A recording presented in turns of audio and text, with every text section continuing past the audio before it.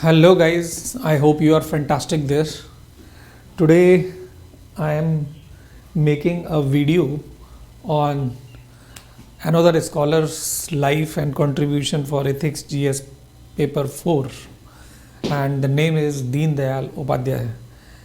ये जो नाम है आप सभी लोगों ने सुना होगा एंड आज की डेट में जो स्पिरिट चल रही है हमारी नेशन की, हमारी गवर्नमेंट की, राइट, और आज बिहार के अंदर पूरे के पूरे एब्सोल्यूट मेजॉरिटी के साथ में जितनी सोची भी नहीं थी एनडीए ने उससे ज़्यादा सीटें आई हैं और मैथिली ठाकुर जो कल्चरल अवेकनिंग के लिए जो गाने के रूप में जानी जाती हैं, शायद भारत की सबसे छोटी 25 इयर्स ऑफ एज रनिंग है, उसमें एमएलए बनी है. तो दीनदयाल उपाध्याय जी कौन है और क्या चीज़ें उनकी आ चुकी हैं एग्ज़ाम में और क्या आने की पॉसिबिलिटीज़ हैं, उसको हम समझने की कोशिश करेंगे. पीछे मैंने एक छोटा सा वीडियो चला रखा है जो उनकी बातों को बता रहा है, उनकी फ़ोटो वगैरह दिखा के आपको इंटरेस्ट आ जाता होगा थोड़ा वीडियो में. आजकल एआई का ज़माना है तो हमें भी थोड़ा अपग्रेड होना पड़ता है. तो दीनदयाल उपाध्याय जी के बारे में हम थोड़ी सी बात करते हैं.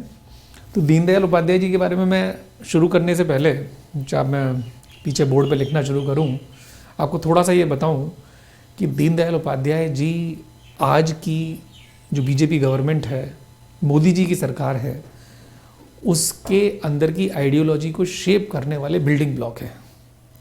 तो क्यों ना क्वेश्चन आए यूपीएससी के अंदर. आपको ये पता होगा कि डॉक्टर श्यामा प्रसाद मुखर्जी ने 1951 में भारतीय जनसंघ बनाया था, लेकिन उसकी आइडियोलॉजी के लिए दीनदयाल उपाध्याय जी जो 1946 से लेकर 49 तक मिनिस्टेरियल प्लेस भी रखते थे, श्यामा प्रसाद मुखर्जी भी थे उसमें, तो उनकी जो सोचने की ताकत थी, जहाँ तक आइडियोलॉजिकल शेप देने की बात है, उसकी कैपेसिटी ज़्यादा थी दीनदयाल उपाध्याय जी की.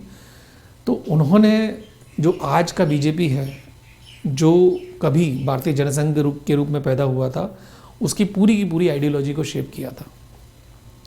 उनके क्या क्या मेन कॉन्सेप्ट हैं, क्या इंटीग्रल ह्यूमनिज्म होता है, क्या ऑर्गेनिसिज्म होता है, क्या चिति वर्ड है, क्या क्या चीज़ों को उन्होंने अपोज किया, क्या क्या चीज़ों को उन्होंने प्रपोज किया, क्या क्या चीज़ों को उन्होंने सपोर्ट किया. तो ये सारी की सारी बातें हम इसमें समझने की कोशिश करेंगे. तो मैं वीडियो को पॉज कर देता हूँ and I bring you to the normal classroom setup blackboard. ये हमारा आ गया एंड क्वेश्चन बेसिकली आए, डायरेक्टली इनके ऊपर ना आए, लेकिन इनके जो कॉन्सेप्ट दिए हुए हैं वो बेसिकली ज़रूर लिखने वाले हैं.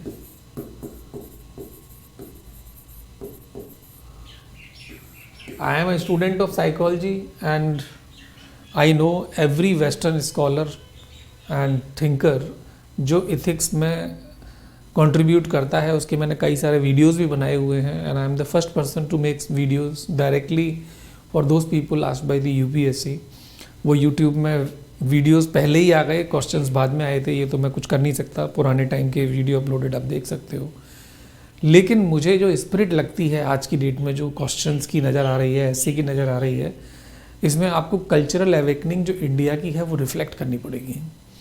यदि आपके यहाँ पे कोई भी, आपके फादर, बड़े भैया, आपका फ्रेंड सेलेक्ट हुआ है और वो काम कर रहा है, 4 5 6 साल की सर्विस हो चुकी है, आप उसे पूछ के देखो कि क्या कल्चरल एस्पेक्ट हैं जो प्रोफेशन में रिफ्लेक्ट हो रहे हैं और उनको शेप कर रहे हैं वैसे तरीके से काम करने के लिए.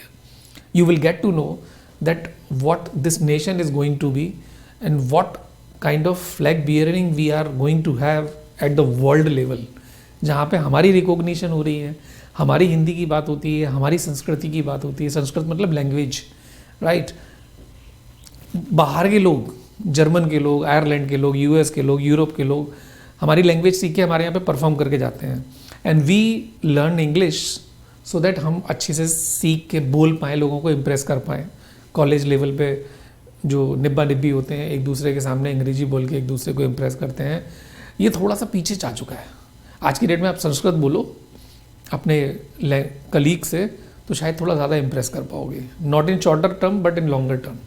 कमिंग बैक, दीनदयाल उपाध्याय जी का बेसिकली 1916 में जन्म हुआ और 1968 में in the age of 51-52 years में इनकी डेथ हो गई। डेथ बड़ी सस्पिशियस हुई थी, राइट। मैं आपको बताऊंगा कि कैसे इनकी जो डेड बॉडी है वो रात को 2 बजे, राइट, एक फर्स्ट एसी में ट्रैवल कर रहे थे from Lucknow to Patna and Allahabad के बाद एक जगह है वहाँ पर, इलाहाबाद और में से सराय करके नाम है, तो वहाँ पे उनकी जो डेड बॉडी है वो मिली। आज तक कारण नहीं पता चला। श्यामा प्रसाद मुखर्जी का भी कारण नहीं पता चला था। एक देश में 2 संविधान 2 विधान नहीं चलेंगे, नहीं चलेंगे, ये बात उन्होंने कही थी। और उस वक्त किसी ने बच्चे के रूप में सुनी और बड़ा होकर उन्होंने कहा हाँ ठीक है जी, नहीं चलेंगे तो नहीं चलेंगे, हटा दिया जी, 370 भी गया। तो एनीवे हो जाता है बहुत कुछ। नाउ ये बेसिकली जब श्यामा प्रसाद मुखर्जी, मैंने शॉर्ट में लिख दिया है SPM, उन्होंने भारतीय जनसंघ 1951 में बनाया, जो आगे चल के 1970s में और में से 1975 में इमरजेंसी के बाद जो जनता पार्टी की सरकार बनी, इसके साथ में 3 और पॉलिटिकल पार्टीज आके ये जनता पार्टी बन गया था। और फिर जब जनता पार्टी से ये दोबारा 1985 के बाद में बाहर निकला तो फिर इसका नाम BJP था। तो BJP का जो डायरेक्ट कनेक्शन है वो BJS भारतीय जनसंघ से है। और भारतीय जनसंघ की जो बेसिकली आइडियोलॉजी है उसको शेप करने वाले कौन थे? Pandit Deen Dayal Upadhyay, in short DDU, right. इनकी एजुकेशन तो बेसिकली BA और LLB ही थी, लेकिन सोचने का तरीका बहुत सॉलिड था जहाँ तक आइडियोलॉजी की बात है। अपनी डेथ से पहले इन्होंने 1965 में पुणे के अंदर 4 बड़े सेंसेशनल लेक्चर्स दिए थे, एज ए स्पीकर इनवाइटेड थे। और वो जो 4 लेक्चर हैं उनका जो एसेंस है, इनके मेन कंट्रीब्यूशन के रूप में जाना जाता है, जिसका नाम है इंटीग्रल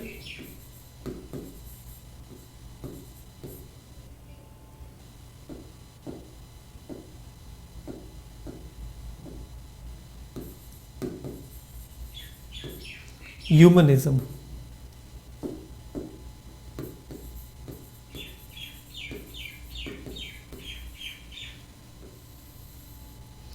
राइट। तो ये इंटीग्रल जो ह्यूमनिज्म है ये बेसिकली बेस बन जाता है इनके टोटल थॉट प्रोसेस का। अब यहाँ पर 2 वर्ड हैं, एक है इंटीग्रल, दूसरा है ह्यूमनिज्म। पंडित दीनदयाल उपाध्याय बहुत सारी चीज़ों के अपोजिशन में थे और उसके बाद उन्होंने बहुत सारी चीज़ें सपोर्ट की। ये तो मैं आपको बताऊंगा, लेकिन यहाँ पे इन 2 वर्ड के बारे में मैं ज़रूर आपको बताना चाहूँगा कि इंटीग्रल वर्ड रिफ्लेक्ट करता है आपके फिजियोलॉजिकल एंड ट्रांसेंडेंटल वर्ल्ड के बैलेंस को। जहां एक डिजायरफुल बात, एम्बिशंस वाली बात, प्रैक्टिकल वर्ल्ड वाली बात एक तरफा हो जाती है, और ये एक तरफा बात कहीं ना कहीं कैपिटलिज्म, राइट, जो कि इंडिविजुअलाइजेशन को प्रमोट करता है, वहाँ रिफ्लेक्ट होती है। बायोलॉजी में रिफ्लेक्ट होती है, जहाँ पे सेक्स, हंगर और थ्रस्ट 3 बेसिक नीड हो जाते हैं, आदमी अपने ही बारे में सोचता है। ट्रांसेंडेंटल वर्ल्ड का मतलब होता है आध्यात्मिक जीवन, जहाँ आप डिविनिटी में बिलीव करते हो, जहाँ पर आप गॉड में बिलीव करते हो, जहाँ पर आप थोड़ा सा एक फियर रखते हो अपनी लाइफ में डिसिप्लिन रखने के लिए कि हमसे कोई गलती ना हो जाए, किसी का मन ना दुखे, हमें अपना काम करना है लेकिन दूसरे इंसान का कोई नुकसान ना हो, उसे बुरा ना लगे, ये ज़रूर कोशिश करनी है। एक तो ये बैलेंस है। दूसरा उनका बैलेंस है individual and society.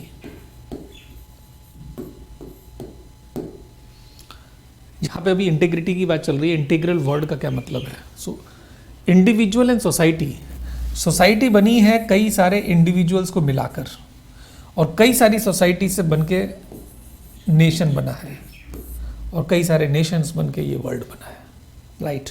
So many civilisations, many traditions. He is saying कि यदि हम लोग इंडिविजुअल पर फोकस करेंगे तो हम एक नेशन को नहीं बना सकते हैं, हम वैरायटी नहीं मेंटेन कर पाएंगे, और यूनिटी उसमें हम कहीं ना कहीं सीख जो करते हैं वो पॉसिबल ही नहीं होगा। इसका मतलब ये है कि जो सोसाइटी है वो एक टोटलिटी में यदि हम लोग देखें तो बॉडी के रूप में देख सकते हैं, और इंडिविजुअल उसका एक पार्ट है। If I talk about an embryo, right, भ्रूण, राइट, जो मम्मी के पेट में हम लोग थे, और उसके बाद में दिल बना, धड़कन बनी, फिर उसके बाद में पार्ट्स बने बॉडी के। तो दिल के बिना क्या हम जिंदा रह सकते हैं? नहीं। क्या हम इस उंगली के बिना जिंदा रह सकते हैं? यस। ऐसा ही यदि सोसाइटी की बात करें तो सोसाइटी एक इंडिविजुअल जो डिफरेंट है, जो इम्पेक्टेड है, शायद वेस्टर्न कल्चर में कुछ सीख साख के आ गया और वो यहाँ पे आके थोड़ा सा इम्पैक्ट कर रहा है जो कि डिज़ायरेबल नहीं है, क्या उसको हटाने से सोसाइटी ख़त्म हो जाएगी? Answer is no. लेकिन सोसाइटी को हटाने से क्या इंडिविजुअल इम्पैक्ट होता है? Answer is yes. So we have to focus on totality, we have to focus on nation, we have to focus on nationalization, we have to focus on nationalism, we have to focus on what is called as Rashtravad.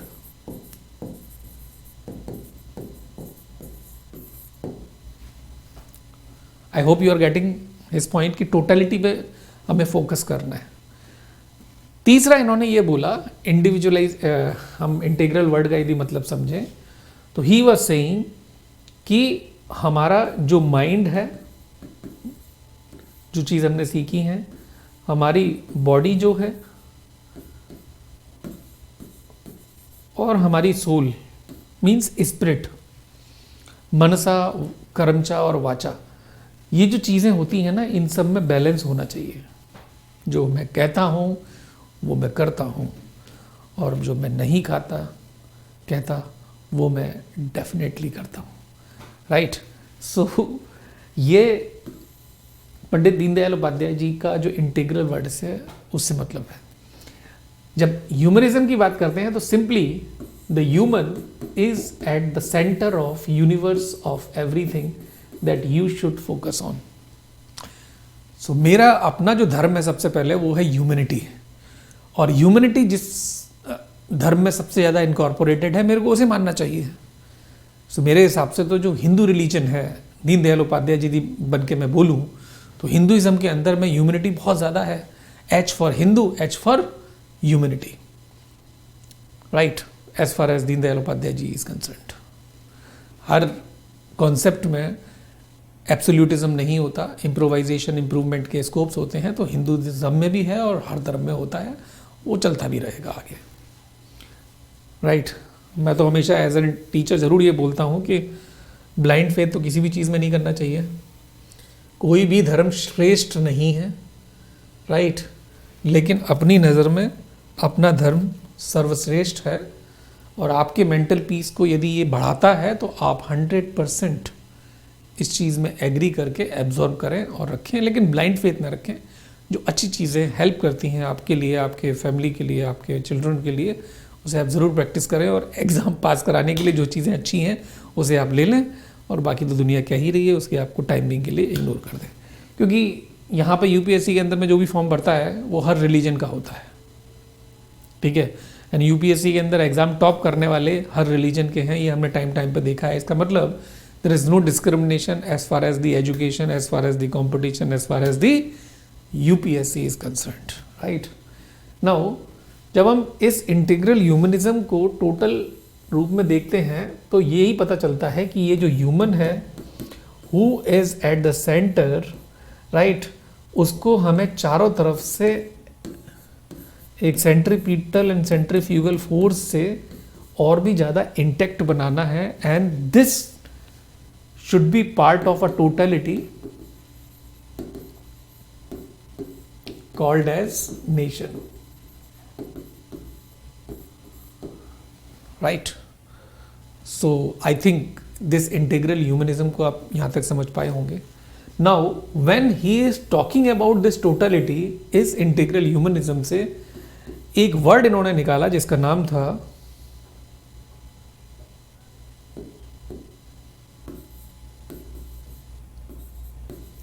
ऑर्गेनिसिज्म. Right, organicism. Now what this organicism is, organ means the हाथ पैर जो भी आपके organs होते हैं. Then organism means we as a body, and organicism means something, the talk, the context in which the body is existing. It means what? मैं एक environment में exist करता हूँ और मेरे साथ में ये environment क्या बन जाता है, ecology, right? And this ecology means मैं हवा सांस ले रहा हूँ, ऑक्सीजन है, I have water, right? I have this light. So I am existing in one context. So this is the totality, ऑर्गेनिसिज्म. अभी तो मैं एक स्टूडियो में हूँ जहाँ पे मेरे पीछे बोर्ड है, सामने कैमरा है, राइट. सो ये एक ऑर्गेनिसिज्म है. Now don't you think this organicism will be having some behaviour? Answer is yes. This behaviour is called as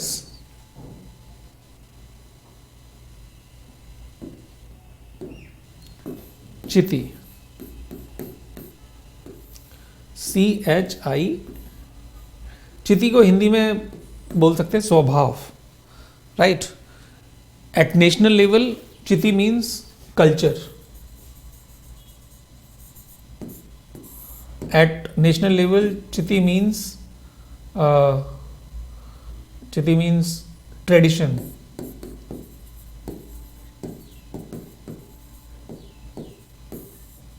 Right, it means something which is leading to what is called as civilization. Now every organism is a totality in itself, and this totality negate the individual who is threat to it. It means if a Western culture person is coming to us and he's saying that, oh, I don't believe in any religion, and we are very much religious as per Deendayal Upadhyay. उनका ये मानना था कि हमारी जो Indian society है वो transcendental nature को ज़्यादा रिफ्लेक्ट करती है, रिलीजियस नेचर को लाने से उनका मेंटल पीस ज़्यादा इंटैक्ट रहता है. So we are religious and it should not be in a problematic sense, right. It should be in a very constructive sense. आप हमारे यहाँ पे देखो कि जो भी फेस्टिवल मनाए जाते हैं, चाहे वो दिवाली हो या फिर होली हो, right, we have lot of positive feeling among others, right. There is a brotherhoodness reflected. We all are celebrating it together. Now at not at India level, at the world level we are celebrating it.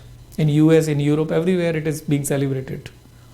Even I think I am correctly recalling that in White House certain section it was celebrated, right. So this organicism should avoid those things which are challenging it, impacting it negatively. What are those things that were opposed by whom? Deendayal Upadhyay ji. Number one,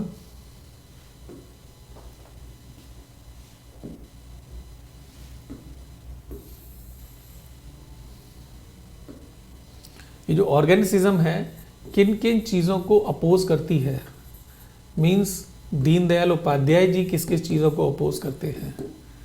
number एक, capitalism, पूंजीवाद. भाई इसको क्यों?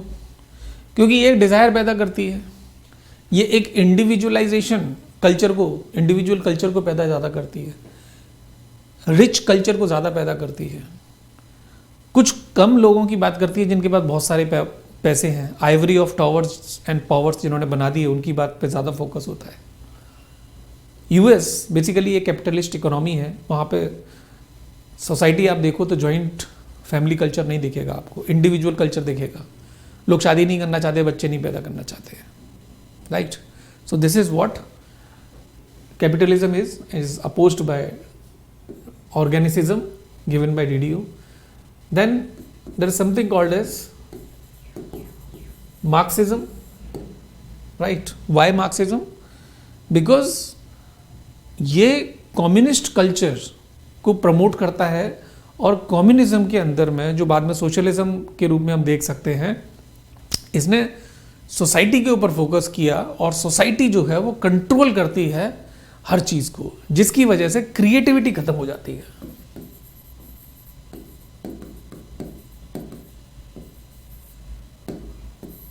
Right, excessive control on everything which is not fine. For example, China was a communist country. वो कहता है कि यदि एक से ज्यादा बच्चे पैदा हुआ तो दूसरे बच्चे को हम लोग एम्ब्रॉयो में ही खत्म कर देंगे. ये पहले था, अभी तो चेंज हो गया. अब कैसे मार सकते हो भाई किसी बच्चे को उसकी माँ की गोद में ही? इंडिया में भी था, हमारे दो, लेकिन हमने उस चीज़ को प्रमोट किया, एक्सेप्टेंस के थ्रू लागू करने की कोशिश की. Of course there was a time in Congress when we were talking about you may say the forceful operations, right, जहाँ पर जो आदमी लोग थे, नसबंदी जिसको बोला जाता है, उसमें मेडल्स लोगों को मिले जिन्होंने टारगेट पूरे किए अपने. Sanjay Gandhi ji has been given label for this operation and he has been discredited for it. But the health policy is part of the acceptance, right? आज की डेट में जो कोरोना की वैक्सीन है, कुछ लोगों ने नहीं लगवाई, गवर्नमेंट ने ज़बरदस्ती सबको पकड़ पकड़ के नहीं ठूसा है, बट दे क्रिएटेड अवेयरनेस कि क्या क्या इसके फ़ायदे हैं, तो लोगों ने समझा. देयर वॉज नो ऑप्शन कि भाई हम क्यों ना लगवाएं. There was no reason also, लगवाया सभी ने जाके. Then we have Nehruvian socialism,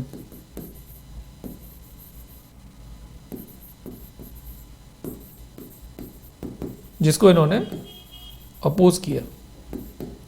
Nehruvian socialism basically industrialisation के ऊपर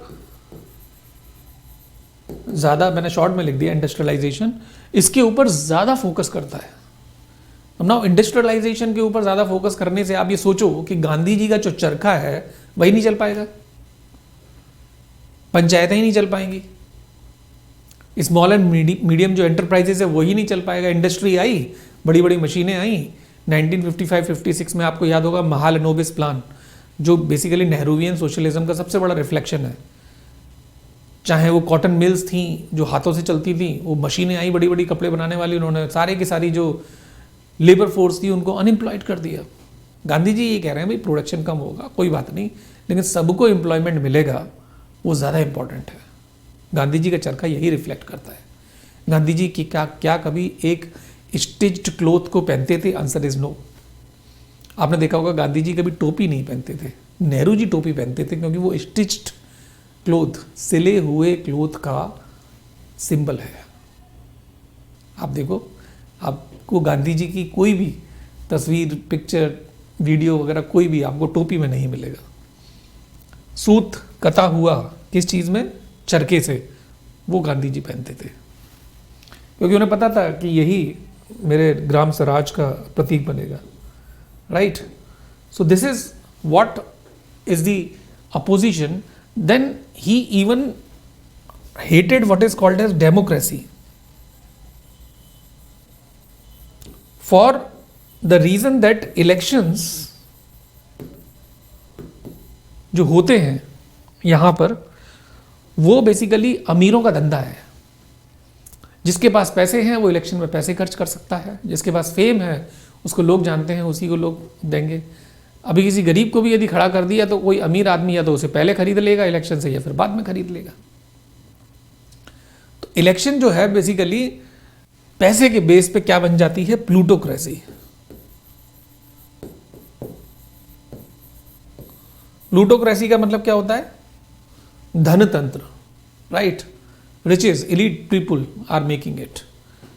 आज की डेट में जब आप देखते हो कि मसल पावर जिसको किसने खरीदा है? पैसे वाले ने. और पैसे वाला मसल पावर रखता है तो वो क्रिमिनल बन जाता है. क्रिमिनलाइजेशन ऑफ पॉलिटिक्स को हम आज भी पढ़ते हैं, जहाँ पे 80% से ज़्यादा MLA and MP criminal background को रखते हैं.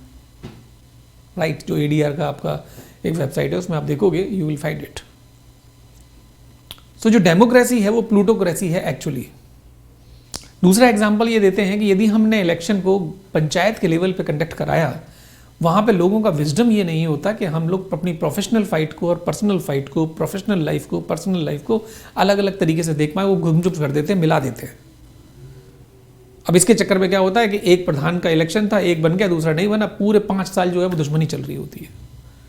सो ऐसा कोई सिस्टम जो दुश्मनी को लेके आए, पैसे के बेस पे हो, वो बिल्कुल सही नहीं है। गांधी जी का ऑफ कोर्स इसी में से सपोर्ट करता हुआ जो निकलता है, इन्होंने जो सपोर्ट किया वो है ग्राम स्वराज। सर्वसम्मति से कोई चीज हमारे पास आ जाए, एक्सेप्टेंस के थ्रू उसको हम लीडर बना लें, वो ज्यादा बेटर है। This is what he was saying. But of course ऐसा होता नहीं है। बाय एंड लार्ज जो है वो democracy is a necessary evil, और सारे गलत सिस्टमों में ये ऐसा सिस्टम है जो सबसे कम गलत है, इसीलिए ये सही हो जाता है। और हम ऐसे को वोट देते हैं जो सबसे कम बदमाश है। बदमाश वो भी है, लेकिन दूसरे लोग कंपैरेटिवली उससे ज़्यादा बदमाश हैं, इसलिए we should have that person जो रिलेटिवली कम बदमाश हो और थोड़ा बहुत तो काम कर पाए, right. Now if we look at the fact कि वो यहाँ तक पहुँचे कैसे, और अपनी ऑर्गेनिज्म को, अपनी जो चिति है उसके बिहेवियर की मैं अभी बात करूँगा, ये कैसे इवॉल्व कर पा रहे थे। इसके पीछे जो खड़े हुए थे लोग, जो इनकी विचारधारा को इम्पैक्ट कर रहे थे, वो थे दयानंद सरस्वती जी,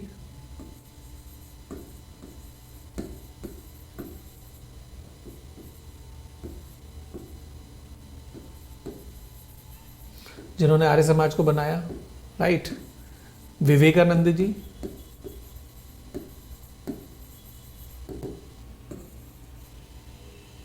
MS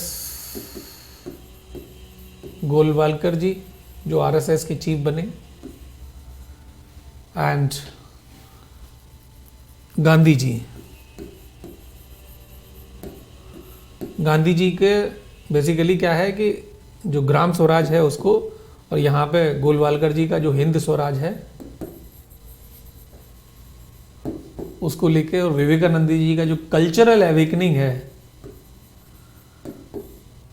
राइट, वो इनको बहुत प्रभावित किया। विवेकानंद जी को आपको पता ही है, सबसे जो उनका फेमस लेक्चर है, राइट, शिकागो का, तो my sister and brothers, right, तालियां बजने लगी भाई। एक ऐसा आदमी जिसको चांस भी नहीं दे रहा था बोलने के लिए कोई, फिर लगा ठीक है भाई सब सही जा रहा है तो आप बोलो उस भीड़ के अंदर में।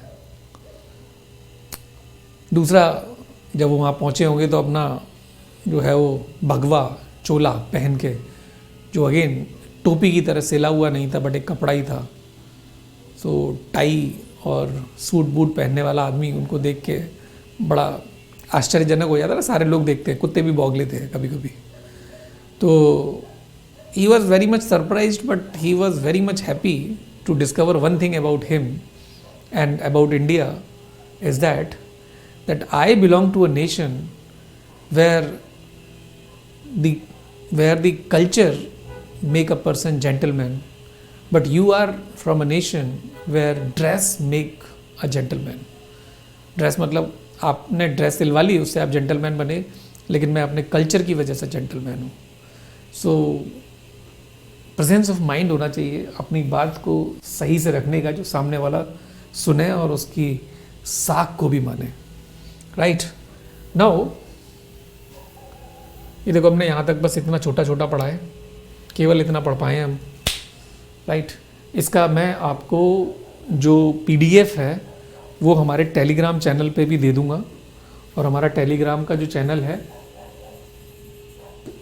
वो एनालिस्ट IAS के नाम से है, राइट।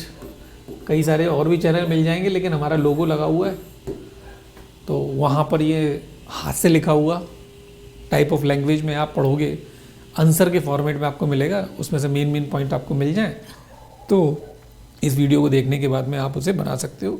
इस वीडियो के बेस पे भी आप अपना खुद पैराग्राफिक फॉर्मेट में कुछ लिखना चाहो, that also you can make it, right. Now last में इनका जो एक थॉट प्रोसेस था, जहाँ तक मैं बिहेवियर की बात समझ पा रहा हूँ, वो सेक्युलरिज्म को लेके था। तो सेक्युलरिज्म को लेके बहुत सारी बातें चल रही है, तो दीनदयाल उपाध्याय जी का भी आप एक कॉन्टेक्स्ट लेके चल सकते हो कि उनके लिए सेक्युलरिज्म का क्या मतलब हो सकता है। तो सेक्युलरिज्म का उनके लिए बेसिकली मतलब धर्मनिरपेक्ष बिल्कुल नहीं था, उनका था पंथ निरपेक्ष। मैं इसको हिंदी में इसलिए लिख रहा हूँ क्योंकि ये वर्ड जो है वो आपको आगे वाले सालों में 2026 एंड 27 में थोड़ा सा दिख सकता है एग्जाम में। ब्रज किशोर शर्मा जी ने इंग्लिश कॉन्स्टिट्यूशन को जब हिंदी में ट्रांसलेट किया, ही चोज पंथ निरपेक्ष, नॉट दी धर्मनिरपेक्ष word to translate this into Hindi, secularism word. Now secularism word India के हिसाब से ये है कि भाई हमारे यहाँ पे जो सारे धर्म हैं उनको प्रमोशन मिलना चाहिए, और जो सबसे अच्छा धर्म है, जो सबके लोगों के मेंटल पीस के लिए काम आ रहा है, उसको हर तरीके से सारी की सारी support, moral and legal and otherwise सारी सपोर्ट होनी चाहिए। तो पंथ निरपेक्ष जो है वो ज़्यादा रिफ्लेक्ट करता है एक नेशन को, एक कल्चर को, एक ट्रेडिशन को, राइट। सो हमारे यहाँ पे आप देखो कि जो फेस्टिव सीज़न होता है हमारे यहाँ पे, आप यदि देखो कि दूसरे धर्म के जो फेस्टिवल होते हैं उसको हम धूमधाम से मनाते हैं जी। सारे लोग ब्रदरहुडनेस के साथ में मिलते हैं। इवन हमारी गवर्नमेंट, हमारे मोदी जी भी आगे आगे सभी लोगों को बधाइयाँ देते हैं उस चीज़ की। तो जब सरकार आगे आके बोल रही है, लोग आके आके बोल रहे हैं, सोसाइटी आगे बोल रही है, तो वो चीज़ सही ही है, राइट। हाँ, उसमें यदि कोई नेगेटिविटी है उसको हमें ठीक से करना है तो उसके डायरेक्टिव्स हैं, चाहे वो बेसिकली एनिमल सेक्रीफाइस को लेके बात हो, या हमारी जो होली के केमिकल कलर्स हैं जिससे स्किन की प्रॉब्लम हो जाती है उसकी बात हो, चाहे दिवाली के पटाखों की बात हो। तो हमने उस तरीके से पटाखे बनाए हैं, उस तरीके से होली बनाई है जिसमें ना तो किसी के स्किन के ऊपर इरिटेंट होता है, ना फिर वो वाटर पॉल्यूशन या एयर पॉल्यूशन का कारण बनता है।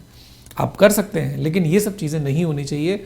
तो every religion is counted here. Some religion is connected to article 30, may be minority, वो सोचता है कि भाई हमारे ऊपर ताक झाक हो रही है। आई एम सेइंग कि इवन मैं भी एज अ टीचर सारे स्टूडेंट्स को ये कोशिश करता हूँ जो भी ब्रिलियंट है, इट डजंट मीन दैट वो एक पर्टिकुलर रीजन से बिलोंग करता है, no. I am really happy कोई मेरे पास एक इंटेलेक्चुअल आए और उसके अंदर इतना ज़्यादा दम वो निकाल सकता है, तो मेरे को तो ऐसा लग जाता है कि मैं उसके साथ में हाथ पकड़ के लग जाऊँ इसको सफल बनाने के लिए, right. There are many people around me, I really don't see any difference in them. शायद हो सकता है कि गधा लड़का हो, वो मेरे रिलीजन से बिलोंग करता हो, मैं उसको कह दूँ कि भाई तू नहीं बन सकता IAS। It happens that way, right. तो न्यूट्रलिटी के साथ साथ में एक रियलिटी भी होती है, वो भी आपको फोकस करना चाहिए। Yes, I proud what I am, what I have, what my religion is, but I don't oppose any one's religion, and any one who is deserving I support as a student.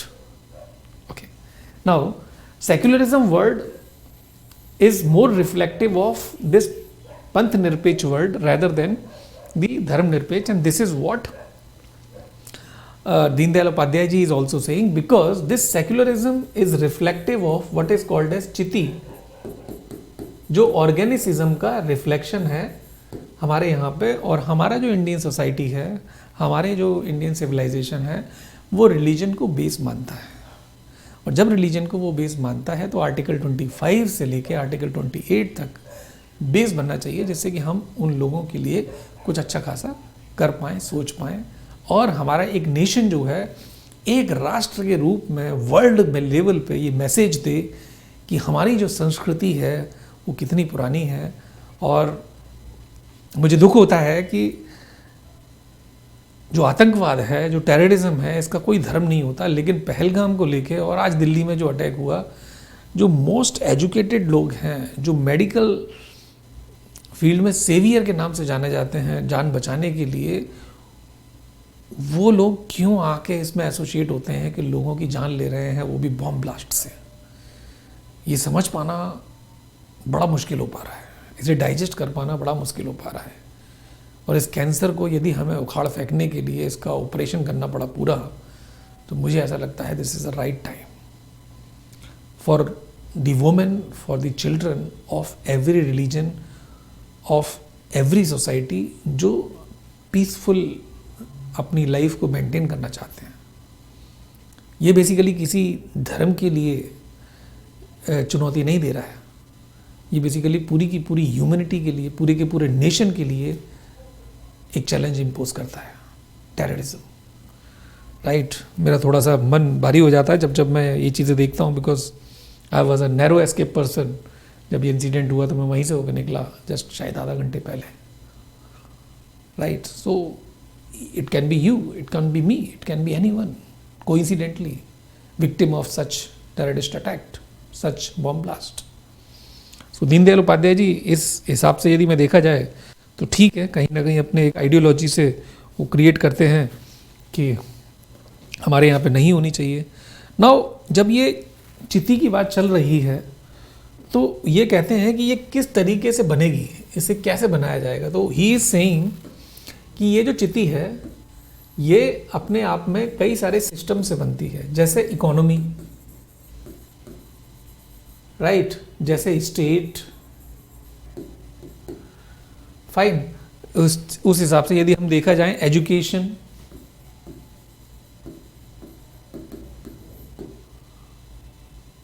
and you may also consider religion. If I talk about the economy, how the economy is impacting it, right? यदि हम economy के अंदर में behavioural tendencies को देखें तो हमारे यहाँ पे religious tourism is something which is bringing lot of economy to us. If we look at the festivals related to any religion, it is creating lot of economy. चाहे वो होली हो, दिवाली हो, दशहरा हो, lot of economy. Even जब ये हमारे यहाँ पे 12 साल बाद कुंभ का मेला लगता है इतने बड़े बड़े, तो lot of economy is brought, is revolving around these concept. तो ऐसा होना चाहिए. हमारे यहाँ पे जब सोना और चांदी के दाम आज की डेट में बहुत ऊपर जाते हैं तो हमारी क्या रिफ्लेक्टिव है कि यूएस के अंदर, यूरोप के अंदर सोना पहनने का, ऑर्नामेंटल पहनने का इतना शौक ना हो, लेकिन इंडिया की सोसाइटीज़ में है शादी के लिए इतना सोना खरीदना, चाहे कुछ भी हो सोना जरूर खरीदना है. क्यों? क्योंकि एक इकोनॉमी हमारी इससे कनेक्ट हो रही है और इकोनॉमी शेप हो रही है हमारे कल्चरल टेस्ट से. तो दीनदयाल उपाध्याय जी कहते हैं कि ये इकोनॉमिक्स जो सिस्टम है, गरीबी, अमीरी, डिविनिटी में बिलीव करना, हमारे ट्रेडिशंस में बिलीव करना, उसे सेलिब्रेशन करना, ये सब इनडायरेक्टली कनेक्टेड है एक दूसरे से. दूसरा, मैं डायरेक्टली एजुकेशन पे जंप करूंगा, स्टेट पे नहीं. एजुकेशन में दीनदयाल उपाध्याय जी कहते हैं कि हमारा जो मदर टंग है, एजुकेशन उसमें होनी चाहिए. रीज़न क्या है कि एक इंग्लिश मीडियम का बाहर से कहीं से पढ़ के आता है और वो हमारे यहाँ पे आके स्कोर करके रैंक 1 ले आता है. No no no, it should not be the way. Mother tongue should be the base, should be given preference, should be given more priority, should be given relatively more marks, so that वो लोग ऊपर आए जो बाद में उस mother tongue को भी प्रमोट करें. हम एज अ नेशन यदि स्ट्रांग नहीं बनेंगे तो कैसे कल हमें कोई सैल्यूट कर पाएगा. मैं आपको ये बता दूं कि रशिया के अंदर यदि आपको डॉक्टर बनना है, रशिया में जाके MBBS टाइप ऑफ डिग्री लेनी है, तो पहले जो रशियन है, क्योंकि वो अपनी लैंग्वेज के ऊपर इतने कॉन्फिडेंट हैं कि वो दूसरे की लैंग्वेज में बात भी नहीं करना चाहते, वो पहले आपको रशियन सिखाएंगे और फिर रशिया में लिखी, रशियन लैंग्वेज में लिखी हुई जो मेडिसिन की किताबें हैं वो आपको पढ़ाएंगे. It means the translation in English, translation in Hindi is not available in most of the Russian medical colleges. कितना हार्ड होता होगा किसी इंसान के लिए, लैंग्वेज भी सीख जाए फिर उसके टेक्निकल वर्ड के अंदर जाना. बट रशिया के अंदर आपको डॉक्टर बनना है तो ये आपको करना पड़ेगा. आईलेट्स वगैरह के एग्ज़ाम इंग्लिश सीख के लोग एक पास करते हैं, उसके बाद उन्हें वीज़ा दिया जाता है वहाँ का. अरे भाई, क्या हम लोग हिंदी को लेके ऐसा एग्ज़ाम नहीं ईजाद कर सकते कि बाहर का कोई इंसान यदि इंडिया में काम करने के लिए आएगा तो बेटा तू पहले हिंदी वाला जो आईलेट टाइप ऑफ एग्ज़ाम है वो पास कर. This will create the importance of this nation. And charity begins at home. जब तक हम अपने अंदर प्राउड एंड प्राइड फील नहीं करेंगे, दूसरा इंसान कैसे करेगा. अंग्रेजी बोल के इम्प्रेस करते हो लोगों को, या तो वो गधे हैं या आप गधे हो. तो इस चीज़ में आप बिल्कुल मत जाओ और रियलिटी में आप अपना मन लगाओ, वो ज़्यादा अच्छा है. Now apart from that, last में यदि हम बात करें कि भाई हमारा जो टोटल एसेंस है दीनदयाल उपाध्याय जी से जो निकल के आता है, वो यही निकल के आता है कि we need not to be pseudo secular, rather we need to be religious, right? We need to focus on Gram Swaraj, we need to focus on Hind Swaraj,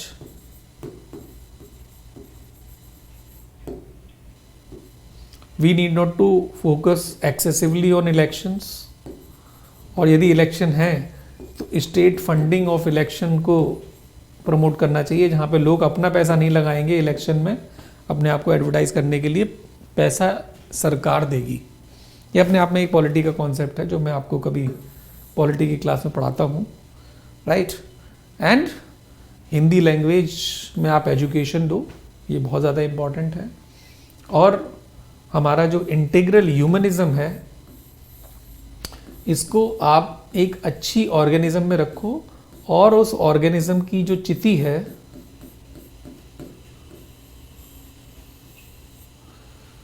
उसके बिहेवियर को समझो कि वो इंडिया की जो चिति है, इंडिया का जो नेचर है वो क्या है।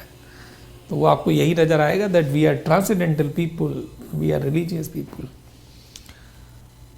है देश वहाँ है, प्रीत वहाँ की, रीत सदा मैं गीत वहाँ के गाता हूँ, भारत का रहने वाला हूँ, भारत की बात सुनाता हूँ। ये एग्ज़ाम में आने वाला है दोस्त। आप अंदर से इंग्लिश मीडियम के स्टूडेंट हो, मैं भी इंग्लिश मीडियम का ही पढ़ाने वाला हूँ, लेकिन ये काम आने वाली है एग्ज़ाम में पास करने के लिए, ठीक है। ब्यूरोक्रेट आप बनोगे, आज की जो सरकार है कूट कूट के अंदर पता है इंजेक्शन देगी संस्कृत की, सीख जाओगे, ठीक है। इन्हीं शब्दों के साथ में आज के वीडियो को मैं यहीं पे एंड करता हूँ। See you in next video, till then Jai Hind, happy studies, bye bye.